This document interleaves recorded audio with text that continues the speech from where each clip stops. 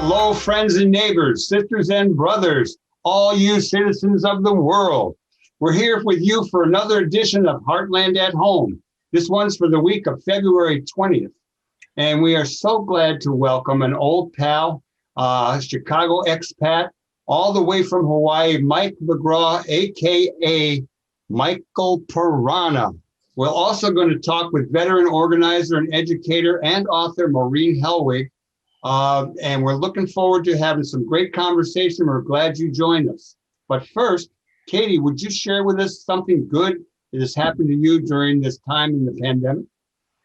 Well, we do this every week. So this week, the good thing that happened, was a baby, a new Hogan baby. A little boy named Connell has come into the world just overnight, and I'm thrilled. Congratulations. Yes.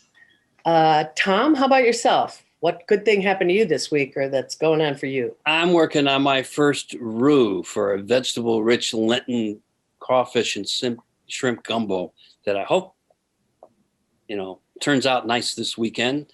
We still are going to have to be warming up from all the snow we've been having, but I'm looking forward to some really different kind of cooking. Michael, what are you enjoying during this snowy pandemic time? Well, I love the snow. I love looking out the window. I like shoveling it. But I got to say, the height of my week was on Thursday morning when I got shot numero dos. So I've had my 2 pandemic shots. And while I had to cancel all my travel, in a few weeks, we'll see if I can at least take a ride to maybe to Wisconsin. I'm predicting you could go to the South Side. I'll drive down there again. Well, our new administration is promising that everyone's going to have at least one shot by July. And you know what? I have some confidence they might get close to that after weeks of waiting for those of us who are eligible for the first or second round. Very exciting. And of course, the positivity rate is way down, although I think we ought to be looking at the per capita, both infection and injection rates as a more realistic thing. But we're still learning as we're going here, right? We are learning as normal. I'm sorry, Thom. I think what I've liked this week, again, we cover something every week that is a good result of the pandemic, something that will allow us to say, let's not return to normal. Let's do this instead. I like teams of snow shovelers going out and tackling the alleys, which no one else does. And if we don't tackle the alleys, the garbage doesn't pick up. So I've seen there are numerous organized efforts like through our alderman's offices, but there's also, which really does my heart good, block clubs who just say, okay, 5 o'clock, everybody out there with your shovels. That's the way to do it, neighbors. And there's just been basic good neighborliness. I mean, I found a neighbor who I didn't know had a snowblower, but God bless him, he was out helping not just himself, but neighbors on either side. It's really nice since we aren't used to this much snow in recent years in our Chicago winters. It was a reminder that we are in this particular climate. And as Texas found out this week, we need to be more ready for these kind of superstorms, I guess. But I'm feeling like maybe we can, as Michael referenced, begin to think about travel beyond the neighborhood sometime later this summer, or at least by fall, which really is pretty exciting. But please, folks, even as we're beginning to get our shots, wear your mask, consider doubling up when you go outside. Michael, what do you think about that effort here in the 49th Ward last weekend? Well, I love the 49th Ward, and 49th Ward, there's been a lot of outreach to seniors. We saw 400 neighbors get their shots through Howard Brown. It was all set up at Loyola Park Fieldhouse. Alderman Haddon hopes to repeat that again soon as the supplies become available. Looking forward to more shots for more people, not only in the 49th, but beyond. One of the things that I kind of love about going through this past year is how much an international consciousness has been foisted on my neighbor fellow Americans who do not naturally think about the others in the world.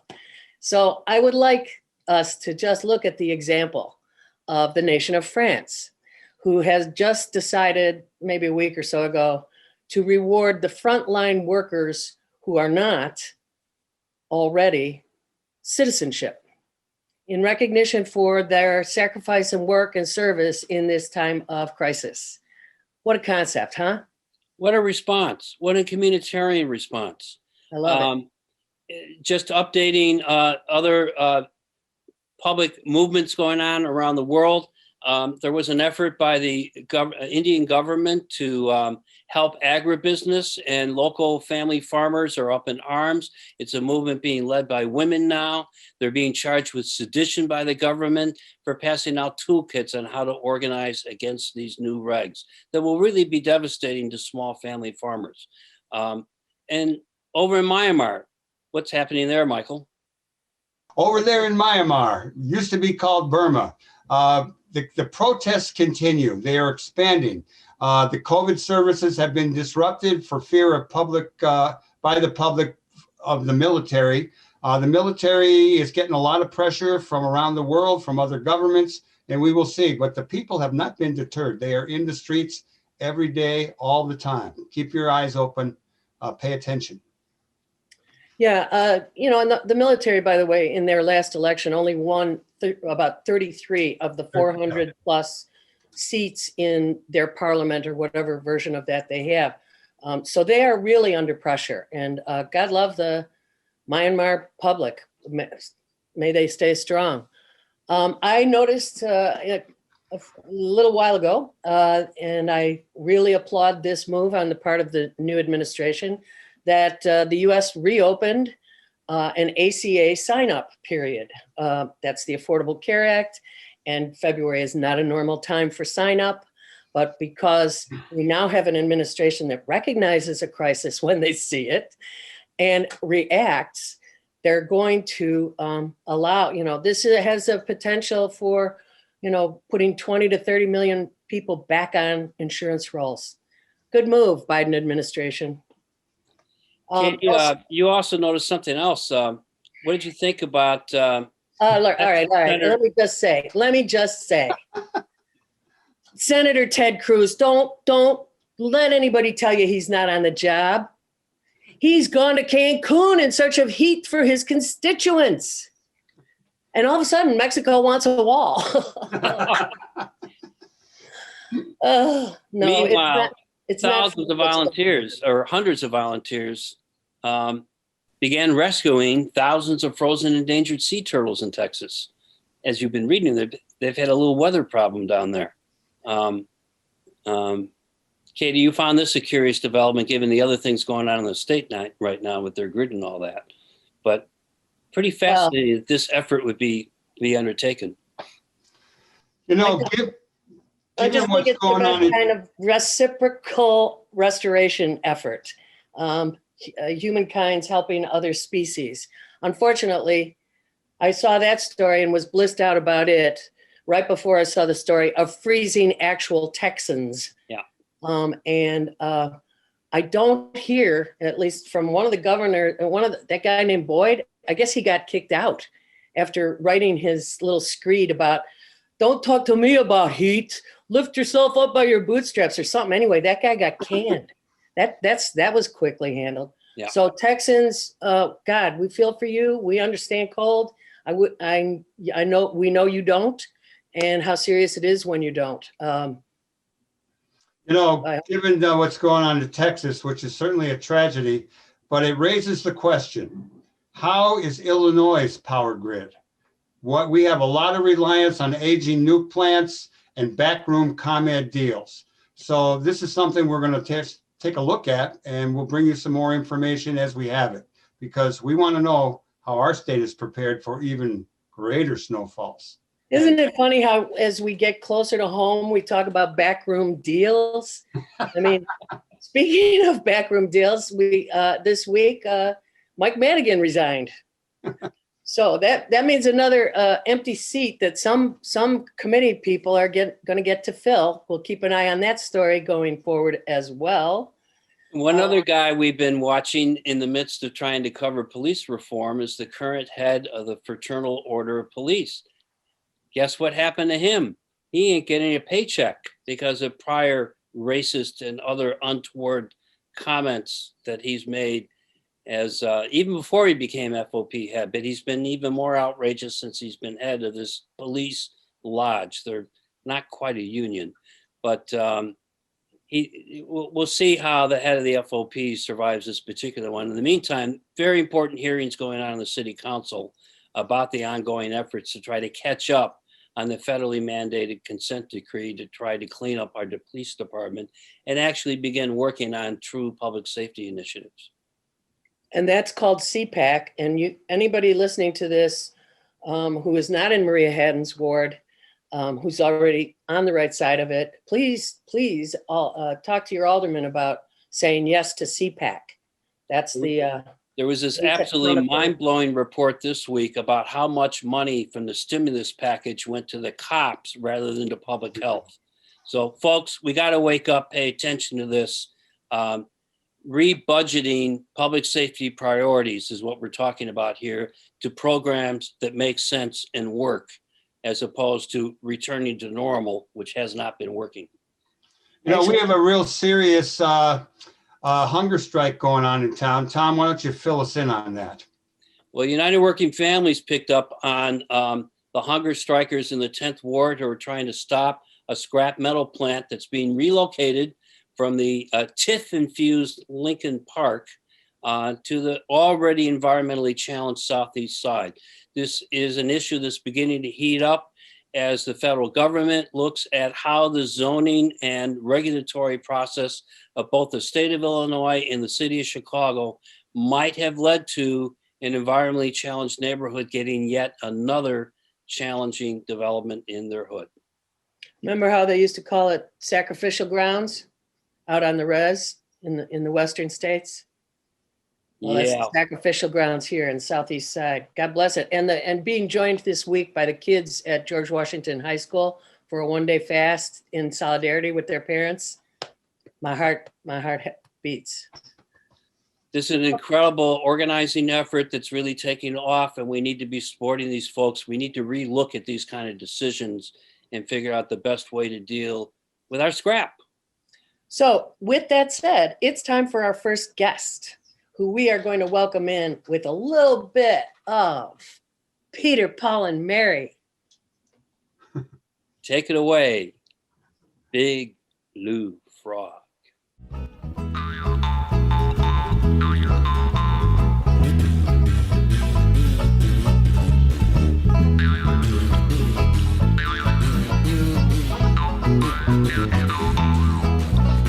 The neighbors are against it, and it's clear to me, and it's probably clear to you. They think value on their property will go right down if the family next door is blue. Well, I'm in love with a big blue frog. A big blue frog loves me. I've got it tattooed on my chest. It says P-H-R-O-G. It's frog to me.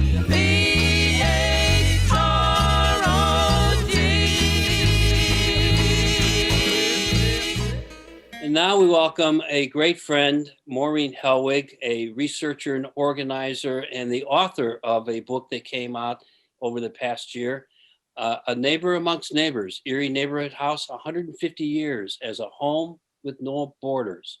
What a great title, Maureen, and what a more appropriate way to frame this incredible saga of a settlement house in a city like Chicago, probably better known for its Hull House and other settlement houses, but Hull House is a museum. Erie Neighborhood House is still a building with functioning programs. Alive and well. How did you decide to pick up on the biography, if you will, of Erie Neighborhood House? Well, I realized at one point after I retired from there in 2014 that as it was approaching its 150th anniversary in 2020, that I had been around in one form or another for about 50 of those 150 years as a volunteer, a board member, and on the staff twice, once in the 90s and again just before I retired. So I thought if anyone was going to write this story, probably should be me. Because, when you're around for 50 years, that means you're really in touch with people from just the previous 50 years to that, who were still around when I first got in touch with Erie House back in 1968. I came to Westtown to teach school, and found that our school was from the back, just across from the back door of Erie Neighborhood House. So let me go from there. And, basically, this is not just a story of a settlement house, but it's a Chicago story. Yeah. And, how many organizations have a view of the city from the same address for 150 years? And so they saw the city, pass by their doors, and some of it come in their doors over that 150-year period. And I had always been a fan of Jane Addams. I actually did work for Hull House at the Uptown Center back in the 1970s, and I worked there twice. So settlement houses have been part of my life for sure. And I learned to be a great fan of Jane Addams. And my view that I wanted to put across in this book is that the settlement house movement, besides coming from through the leadership of a great woman like Jane Addams, was in fact a faith-based movement, not necessarily church-based, although there were churches involved, and nor was it really religious, but rather, as Eleanor Stebner says in her book, which I would recommend, The Women of Hull House, that it was a study in spirituality, vocation, and friendship. And I think that says, what Erie House was about. And while Jane Addams came on the scene in 1889, I thought it was important to write something about organizations that, in a sense, in Erie House came before and after Jane, mm-hmm. How they were influenced by her, but in the case of Erie House, really predated her. So the Erie House story begins in 1870. And when I sat down and thought about that, I realized Ulysses Grant was still president of the United States when Erie House started. And the city was really only about 33 years old. Its first, passing or coming to the end of its first generation. And it started on Erie Street, really just, you could walk to downtown from Erie Street if you're a good walker. And it was only a couple miles north of where Hull House would eventually come to rest. But really, 19 years before Jane Addams started her impactful work, Erie House was doing that work insofar as it was welcoming immigrants. It was not denigrating them as foreigners, but rather celebrating the culture that they brought to the city. And it was also a parallel to a lot of Hull House work in the sense that it began by embracing the children of the neighborhood. This started as a Sunday school, and Holland Presbyterian Church that ran this Sunday school boasted it was the largest Sunday school in Chicago at that time. But it wasn't long before the lay people of the church, and this is an important part of the story, is that yes, there were ministers involved in the Erie story, but the lay people were huge. That, the church is not just about the ordained people. It's about the people who fill the pews and go out and do the work. So they began to move away from the Sunday school concept, from the notion of religious teaching, to realize that the mission had to be much broader than religion. And so by 1915, the church folk established what they called the Erie Chapel Institute on Erie Street. At that time, the address was 312 West Erie Street. And later, as the address system in Chicago changed, it moved from 312 Erie to 1347 West Erie, which is where the current Erie House is located. And that's the address on the door. Maureen. Yes. Let me ask you a question. Clearly, Erie House has really been about feeding both the mind and the body over its many years in operation. I'd like to ask you, how has the scope of services offered by Erie House changed over the decades? And what is the primary need today? The primary need, besides, feeding the hungry, is feeding them knowledge. Erie House has always been more about education than it has been about social work. Over time, there have been really only a handful of social workers, but many, many educators. And the programs reflect that, beginning from working with preschoolers, after school programming, where the kids come to Erie House after the school day, youth programming, keeping kids off the street, reinforcing the importance of being successful in school, on through adult education, teaching English, preparing people for citizenship. These are the programs that Erie House started offering when it was Erie Chapel Institute in 1915. And I think that there were, at that time, in the earliest days, the immigrants who came to Erie House, believe it or not, were the Dutch and the Norwegians. And again, neither of these were Presbyterian. And over time, that became more and more the point. It was not about creating new Presbyterians, it was about making new neighbors. And eventually the Dutch and the Norwegians moved on. Norwegians stayed fairly close, moving over to Humboldt Park and Logan Square, and established even a Norwegian American Hospital, which just last month, after 125 years as Norwegian American Hospital, the CEO, Jose Sanchez, announced it would henceforth be called Humboldt Park Healthcare. So, but it took 125 before that Norwegian name faded. After the Norwegians and the Dutch, then the immigrants that followed were the Poles and the Italians. And we know that the Polish immigrants came to Chicago in huge numbers, to the point of which Chicago was known to have more Poles than Warsaw. Yeah. And many of them settled near Erie House. They belonged to churches like Holy Innocents. And then next to them were the Italians, which in fact, when they first came to the United States and the Erie neighborhood in the late 1800s, there was no Italy. They were really from various towns in what later became Italy when the Risorgimento actually took place. The Italians in particular loved Erie House. Some of them even changed over from Catholicism to Presbyterianism and went to services at Erie Chapel. The Poles, not so much. They stayed Catholic. But this was the beginning of the Protestant Presbyterian Church's service to another 100 years of Catholics.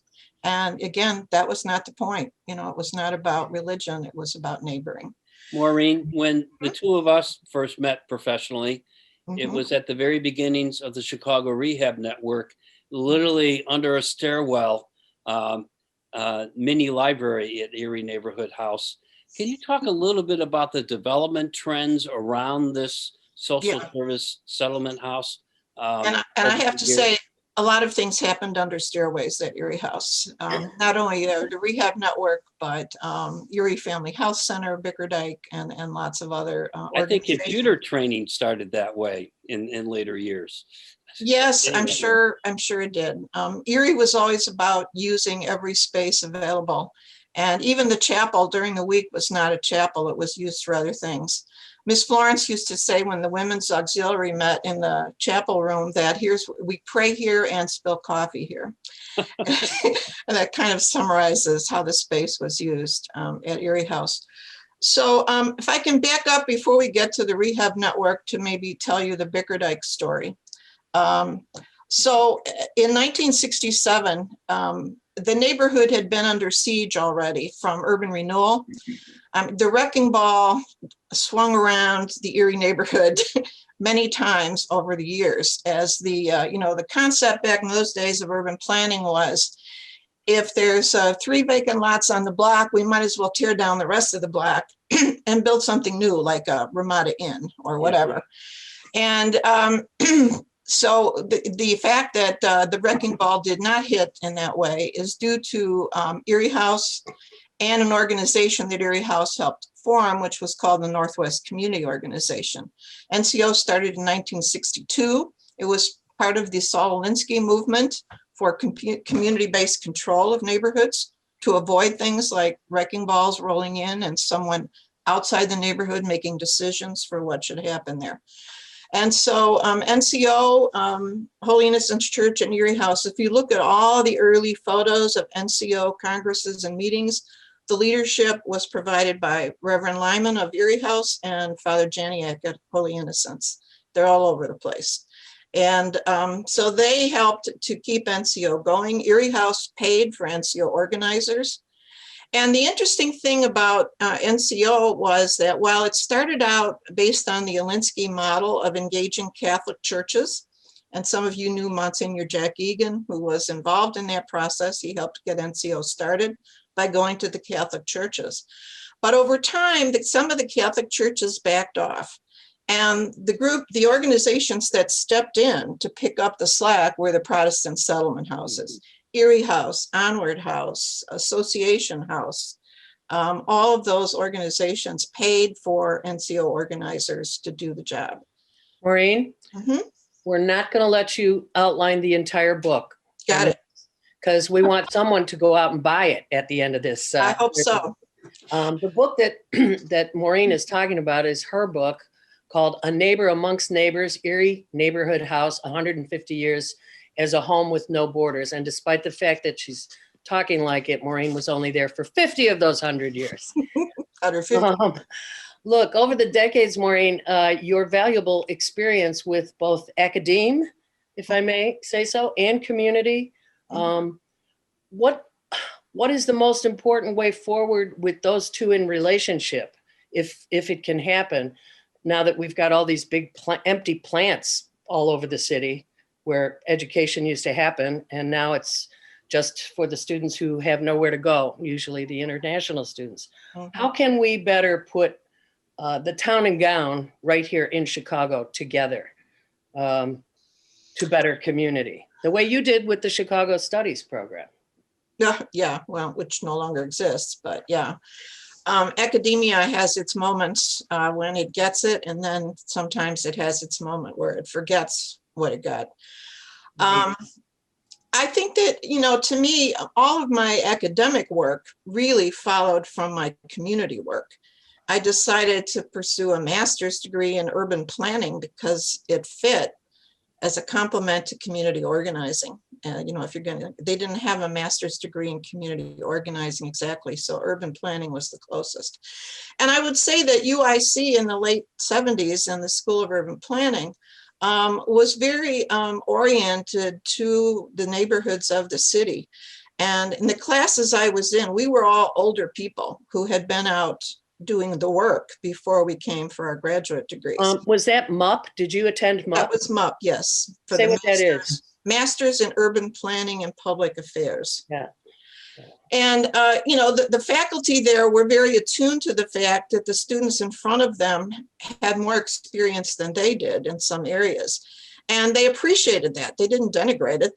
They would say, in a class, well, Maureen, I know you did this kind of work, would you share that with the class? So it was the right program for me, and allowed me to use my experience and add to that the academic disciplines and research that expanded what I learned on the street.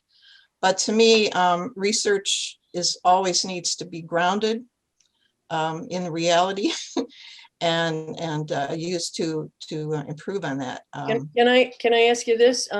With Chicago, we were born into was a very Catholic town. And while you have referred to the Protestants and Catholics getting along in the settlement biz, We get along. that's true. While generally diminished, but in real estate alone, it's still a formidable player in our town. First of all, do you still call yourself a practicing Catholic? May I ask? Only as Catholicism is practiced at Old St. Pat's in the West Loop. Okay. It took me a while to find a church in the Catholic, sector that fit what I believe Catholicism, Christianity needed to be. And I'm happy to say that in my experience over the last 20 years, Old St. Pat's fits that, and their new vision statement, says the three principles are radical inclusivity, exquisite worship, and transformative kinship. Now, those three principles, if those are connected with Catholicism, then I'm a Catholic. Maureen, let me go back to Westtown and ask you, are there any working class households left there? And what and who is organizing in the community these days? Yeah.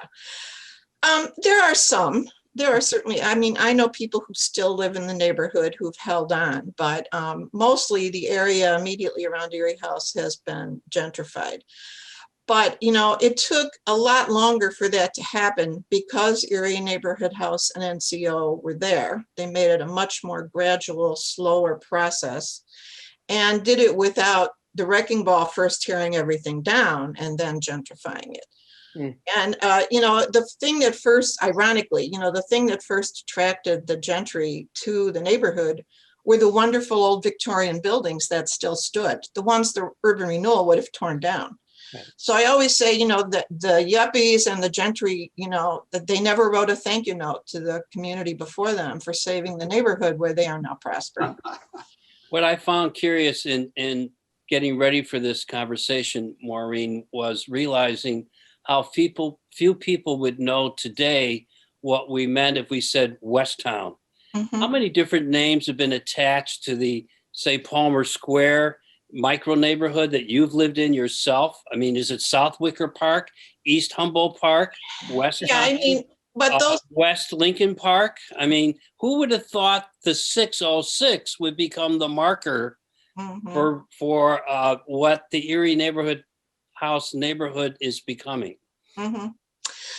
Well, you know, I mean, it's been West Town, I think, since the 1930s. And, you know, gradually people got used to thinking of the larger area that way. But within what the community areas map calls West Town are all these smaller enclaves, most of which got their names from the real estate industry. You know, I remember walking out of my house when I lived on Chestnut Street one day, and here was this little sign that said East Village. And I thought, where did that come from? Well, because East Ukrainian Village, or Ukrainian Village rather, existed first. So since we were east of that, we became East Ukrainian Village. But that was too long to put on a little sign, so they just dropped the Ukrainian part and called it East Village. Not to mention the fact that it sounded kind of like, you know, New York, you know, the village. You know, so that's where those names came from. I mean, Wicker Park was Wicker Park way back in the 60s. There was one of the organizations that belonged to NCO was called the Wicker Park Neighborhood Council. Yeah. But as I share with people, you know, back in the 70s, when we went to meetings in Wicker Park, usually at Josephinum High School, in the evening, you know, as we left the meeting, people would ask me, do you have someone to walk you to your car? You know, because Wicker Park was much tougher than the area where I lived, East Village, in those days. And now, of course, Wicker Park has, you know, surpassed it. But it was also, you know, Wicker Park, even though it wasn't called it then, was a destination for the immigrant groups as they prospered. So first the Norwegians sort of headed up Milwaukee Avenue and then further west into Humboldt Park. And then the Germans went that way and the Poles, and they built Wicker Park west of what was the Erie neighborhood. If you want to get a good sense of the history of immigrant and refugee groups moving through Chicago, read Maureen Helwig's history of Erie Neighborhood House. It's very detailed, wonderful series of stories. It's almost kind of like her memoir. Thank you so much for sharing this research with us. A phenomenal story of a truly important neighborhood institution. Maureen Helwig, thank you so much. Well, thank you for having me. I appreciate it. Nice to meet you. Again, it's called Neighbor Amongst Neighbors. Mm-hmm. The history of Erie Neighborhood House. Thank you, everyone. Be well, stay safe. Okay.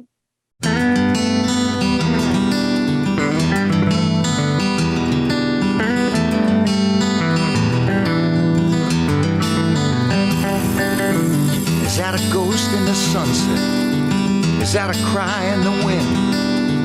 Is that a tear in a rainbow? Is paradise caving in? When it all got heavy, she wouldn't worry the load. She put a key in her pocket, she took it up Diamond Head Road. She ran like a river, she ran like the wind. She ran like a devil with a saint closing in. Yeah, girl, run for salvation, run from your sins.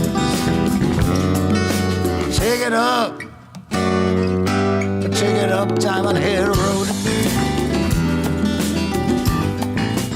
All right. I'm so happy to see Michael Piranha in this crazy screen of ours. I'm so happy to have you here all the way from Hawaii. Aloha, aloha nui loa. Are you on the Big Island? Is that the Big Island? I am not. I started out there when I moved Okay. here, but I am not on Hawaii anymore. I'm on Oahu, Nice. the Nice. burgeoning metropolis of Honolulu. Well, I was introduced to you by my business partner, who is on the other part of this screen here many, many moons ago. And I always looked at you two as some wonderful friends. And so what I'd like to hear from both of you in intervals, maybe, what's the origin story of your friendship, if I may ask? Michael Piranha, you get to start. I was just getting close to the draft lottery age. I was out of Kelly High School for 1 year, and my best friend was still in Kelly High School. He was the student council president. His name was Mick DeMicas, and he told me he had met a guy named Michael Begane, who introduced him to Michael James. And there was an organization called Rising Up Angry that was looking around our neighborhood for working class men and women, boys and girls, to participate in some political activism. And I met, Michael came down to the basement where my and Mick's band, Killing Floor, rehearsed. So I was already out of school. And when Nixon mined the harbors in Cambodia, Rising Up Angry staged organized the walkout of the high school. And I was already out of school, but I was there and watched it. I didn't want to get conked, and I couldn't go back into school. But that whole activity around RUA got me attracted to it. And then, and Michael and I just started kind of hanging out, you know, and he sucked me into his evil web of bigger worldly thinking. Michael, what do you remember of those times? What I remember most is that Rising Up Angry started to put on people's dances. And we had one at Mo Ming, which was a dance studio over on, I think, Seminary, not too far from Belmont.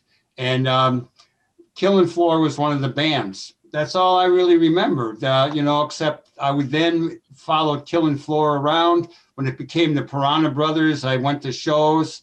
Mike was one of the people involved in Rising Up Angry's cooperative energy supply, which put on dances and invited people from many neighborhoods to get together, big time parties at the Midland Hotel. And then later, when Michael, he tried to sell me a vehicle, which I didn't buy, but he ended up working at the Heartland. And we had a lot of good times. And every time he comes back to this big island, Turtle Island, we hang out. And I was supposed to be out there with him for a couple of weeks. But as you know, we had to cancel that trip because of COVID. But now that I got my second shot, who knows how long I'll wait before I go to Hawaii. Mike, can you tell us a little, Sorry, Tom. can you tell us a little bit about your musical influences? What kind of Hawaiian music are you playing? I'm the rock and roll token member of the music Ohana family on this island. I brought I never betray my roots. I have one of the world's greatest Hawaiian slack key guitar players as my bandmate. So if you listen to the new album, if you listen to Diamond Head Road, you'll hear the exotic sounding acoustic guitar is Stephen Inglis. He's a slack key player. He's a haole boy. He's a Caucasian boy born and raised here, speaks Hawaiian fluently, and is actually one of the top 5 slack key players in the world. Loudon Guitar sponsors him. They fly him to Ireland to throw guitars at him. And he comes back here. He does the NAMM convention. He's sponsored by Loudon. And Stephen and I have been together 14 years now. And that's the flavor I give. But I grew up on the South Side listening to blues. When Michael spoke of that cooperative energy supply gig, Jimmy Fast Fingers Dawkins was the first guy we featured. And his bass photograph of you and Jimmy Dawkins. His bass player got drunk and forgot to show up. And you said, McGraw, go get your bass. I mean, so that's what I do. I play rock and roll for people here. And I'm known as the rock guy on this island. It's all the younger guys playing rock are like, is this chord right? And I'm like, no, Well, go. Michael James brought the story up as far as you, Mike Piranha McGraw, making it to the Heartland and starting to sling drinks behind the Buffalo Bar, which brought you into my world. Although I had already been a pretty good groupie for the Piranha Brothers, I remember dancing my tush off at was it West End on Hermitage? Oh yeah, the West End. Oh, the West End, yeah. Oh, The West End was great. Sue Miller ran the West End. that's right. Then she opened Lounge Acts, and then she married Jeff Tweedy. So she was done slinging drinks Yes, after right. that. She was wonderful. Yeah. But one of the times, at one point, you guys, despite the fact that you are a South Sider like me, somehow became a Cubs fan. Who knew? Anyway, there was going to be a moment, and I had to be there for you. The Piranha Brothers were actually asked to sing the anthem at a Cubs game. So, despite the fact that I am a Sox fan, I was a Piranha Brothers fan. So I went to the game, witnessed you singing it, applauded wildly with everyone else, and then left because, I don't care about the Cubs. Went out to Clark Street to wait to get picked up on my way somewhere else. And while I was out there, didn't a foul ball come out over the stand right into Clark Street, 10 feet from me? About a half a dozen of us look at each other and at the ball, and I go, well, okay, and I'm going to go get it. And I did. And I later handed it to you guys at a gig and had you all sign it. Well, obviously, because the Cubs knew you were a Sox fan, they were aiming for you, but that was typical Cubs in '86. They missed you by 10 feet. Exactly. Hey, Mike, tell us about what else happened that very day, because I got some baseball notables and some band members had a little interaction. First of all, I grew up on 35th Street in Western. That was my house, a third floor, a 3-flat, and I could see Comiskey from my house. But we moved to Chicago from Pittsburgh when I was 10, and I had gone to Forbes Field to watch the Cubs play the Pirates. So whenever the Pirates would come to Chicago, I'd take the 49 bus up, get on the Addison bus, and go see the Pirates play the Cubs. But they only played them 9 times a year. So I became a Cubs fan living on 35th Street near Comiskey. So I got beat up, and that happened. So, always wanted to sing at a Cubs game. We were sponsored by Budweiser at that point. We were about to be signed to MCA Records, and they booked us in to sing the anthem. And as I was saying before to Michael on an earlier phone call, Harry Carey and Steve Stone were still broadcasting, and Harry was gassed. I mean, Harry was, come on, he was a quart of warm Tanqueray in the booth every game. We know this. And when it was in the copy to introduce us as the Piranha Brothers, the H after the N in the name, it threw Harry at that point, and he was trying to introduce us. We're standing down there, and he said, well, Steve, right now we're going to have these fine young men are going to sing the national anthem. So I thought that was our cue. And if you hear the audio, you can hear Tom count off twice, because we're looking at each other going, and I went, 1, 2, and I went, go. And he went, 1, 2, 3. And then we started singing it. So we got through it. We sang a nice 5-part harmony. And the Cubs dropped the doubleheader. It was a continuance of the game the day before. They went 17 innings with Houston, and then they lost that game, and then they lost the next game. So, I mean, they probably threw that ball at Katy for leaving because there was 41 people at that game. What about Yogi Berra? Tell us the Yogi Berra part. Oh, yeah. Yogi Berra was he was the hitting coach, I believe. I might have this backwards. Billy Williams was the first base coach, I think, at that point, or the hitting coach of the Cubs. And Yogi Berra was the other thing. He was either first base coach for the Astros or hitting coach. But they were out there by first base, and they were John and talking story. And Dez, our saxophone player, who could drink Harry Carey under the table at the time. We all got sober, but I mean, Des was gassed. He was so excited to be in Wrigley on the field, and he saw Yogi Berra, and he looked at me with all the seriousness in the world and said, "This is my only chance to kiss Yogi Berra on the lips."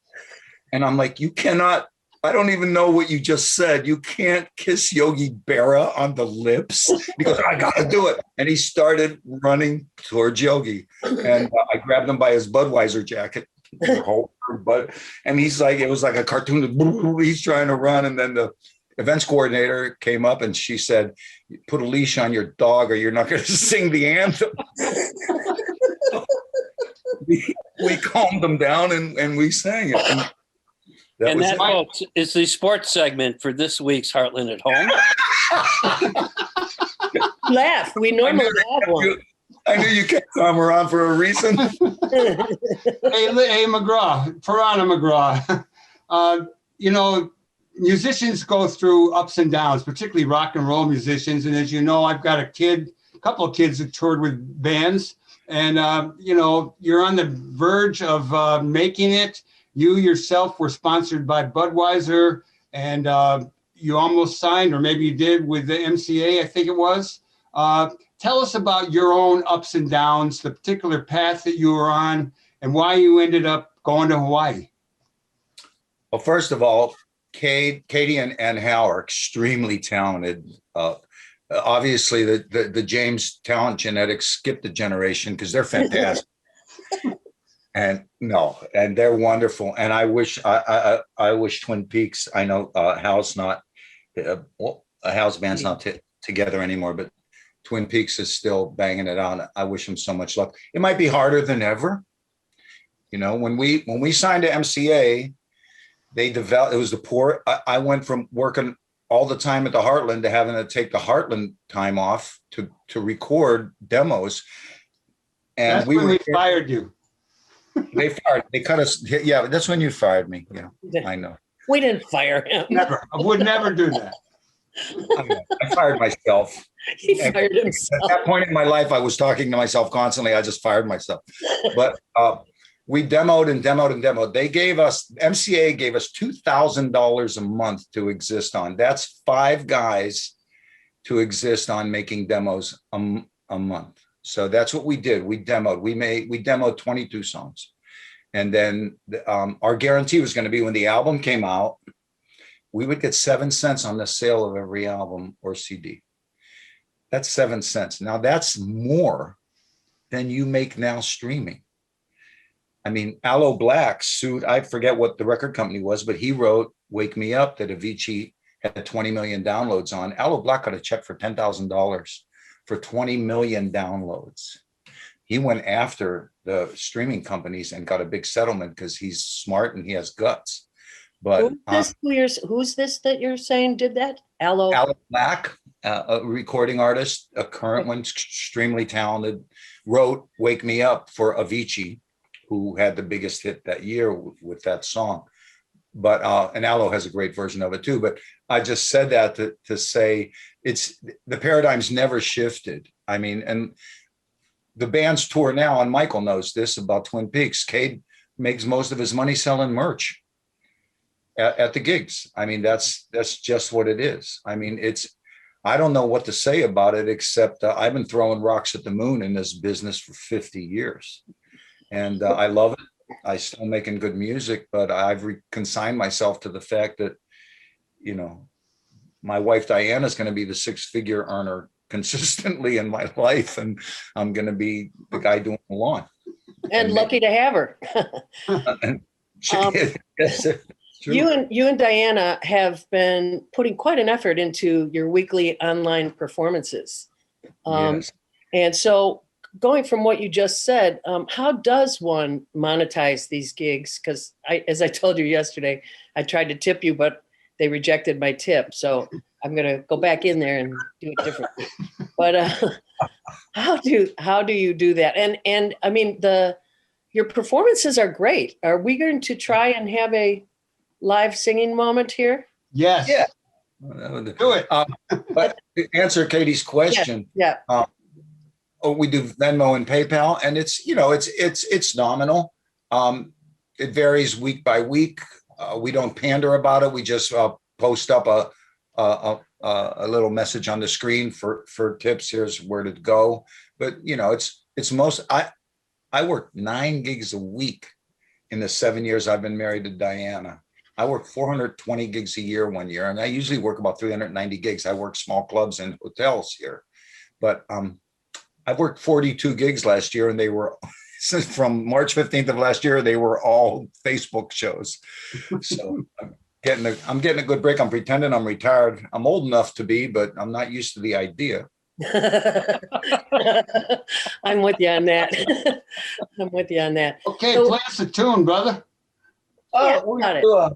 This is the only song that I didn't write for this album. I wrote this song is the last song I wrote in Chicago before I moved here. So I wrote it in 1992, 91. And I just always had a Western, because of the town I was in. I moved out of my apartment on 35th Street and moved in with my sister in Justice to consolidate money for the last 2 months I lived there. So I just like the name Justice. So I wrote a song about being wasted in that town, right?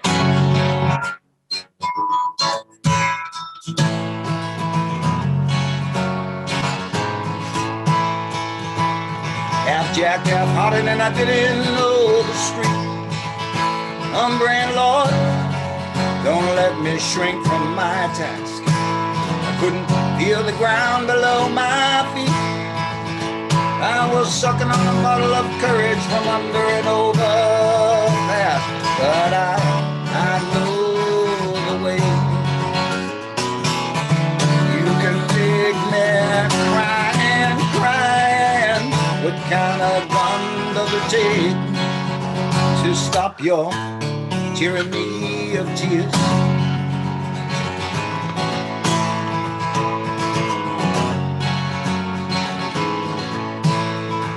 I'm in a town called Justice, snow breaks all around. And I know it's just too tough for you to be kind, but I'll never find the silver that's in the ground. Cause I know I got a poacher ahead of me, and he's digging out of my mind, and I know the way. You can make me crying. Take to stop your tyranny of tears.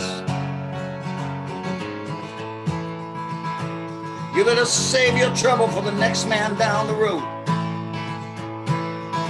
I have no more room for you in my mind. The clock on the wall of shame is on an overload. I was looking for a vision of hope and just got the needles in my eyes, and I know the way. You can make me crying.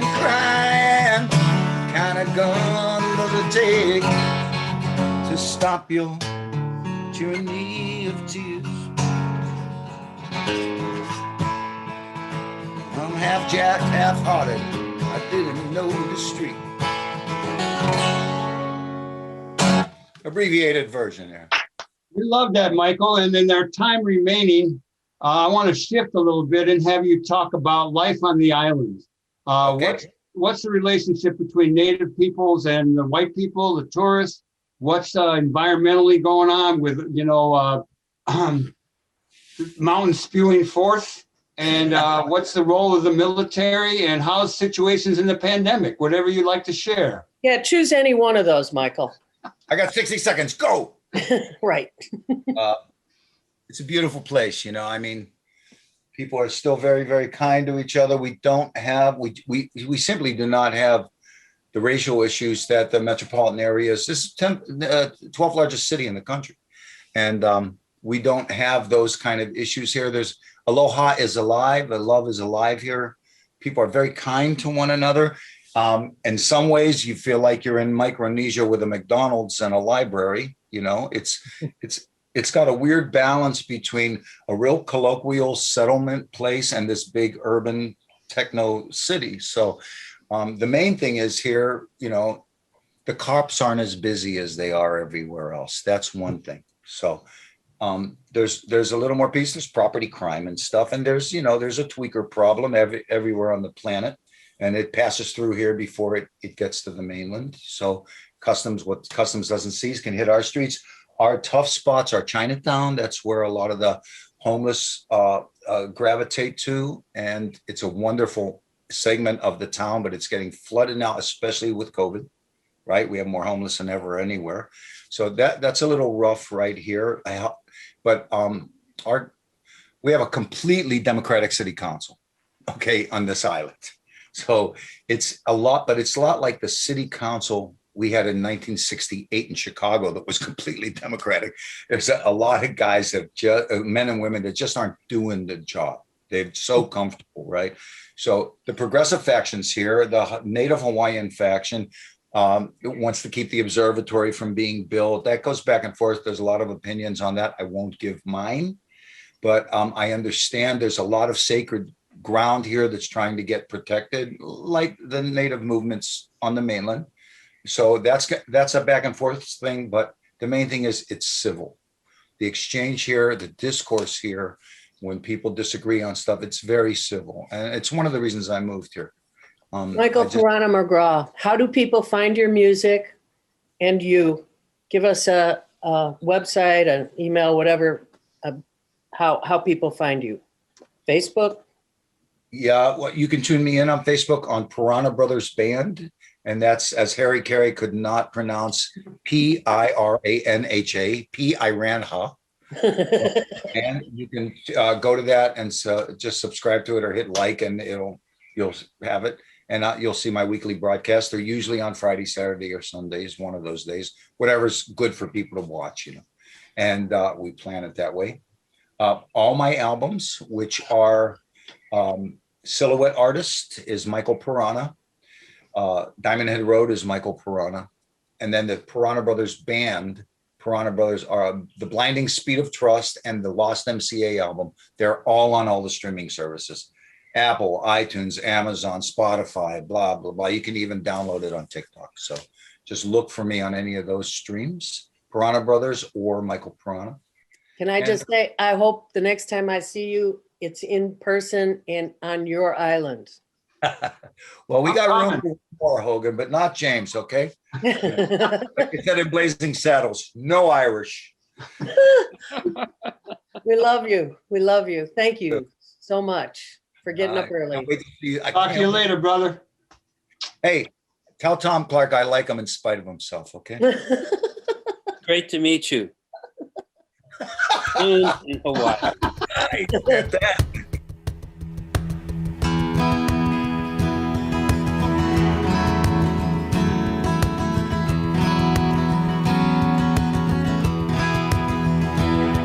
It rains up north this time of year. Windshield wipers dance away, and lovers gather in the storm and speak in whispers of the warm. But me, I'm in the shining sun, boats and barges sailing by. Something's missing, something's wrong. My North Country woman's gone. I'm headed to Victoria, to chestnut hair and laughter. I'm headed to Victoria. Her touch is all I'm after. Yep. Wow, that was so much fun to see our old friend. Tom, he is a stitch, in case you didn't get that. He will make you laugh forever. I'm ready to return to Hawaii as soon as I can start that travel thing again. Exactly. Anyway, Michael Piranha McGraw, look for him. That was his selection, Victoria. To go, new album. We check just it out. want to quickly let you know we have another great musician that Lynn Orman Weiss has come up with for next week. Art Burton, who's with the AACM, a famous avant-garde Southside Chicago jazz group, will be on talking about his history with jazz and Chicago. Will be a great conversation. Art Burton next week. Later on today is the Network 49 membership meeting that is following up on the values discussion, a really exciting conversation. And that's happening on a Zoom today, Saturday, February 20th, 11 to 1 p.m. And I'm sure the link is on our website. So we want to say, as we have for 25 years, live from the Heartland, and now the pandemically inspired Heartland at Home is broadcast Saturday at our normal time, 9 a.m. On Chicago's WLUW 88.7 FM and streaming live from WLUW.org. Plus, we're posted on youtube.com/Heartland Media and cablecast all week long on KNTV. Whew. Whoa. All right, Tom, what's our closing music? Well, I think we're going to go out with a little calming Twin Peaks, and hope you enjoy your weekend in the coming week. Please do good in the world. The world needs all the good we do. All power to the people.